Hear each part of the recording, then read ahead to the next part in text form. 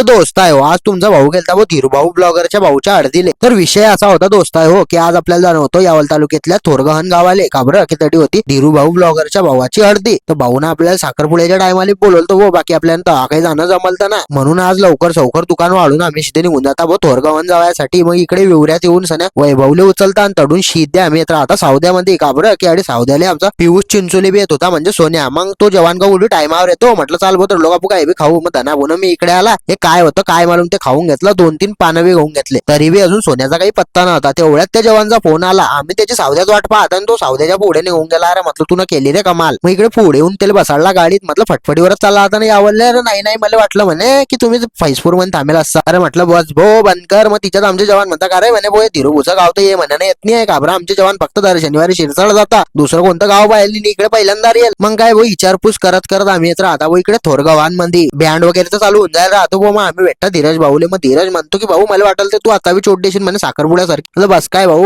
असं गडगड थोडी होते. म्हटलं तू न बोलायला ना आम्ही नन्हे असं होईन का. मग आम्ही धीरज भाऊच्या मोठे भाऊले भेटता भाऊ निलेश दादाला भेटून शुभेच्छा वगैरे दिला, अभिनंदन केलं. आणि धीरज भाऊनं बँड तर तो लायल होता ना हो. आता पहा तुम्ही.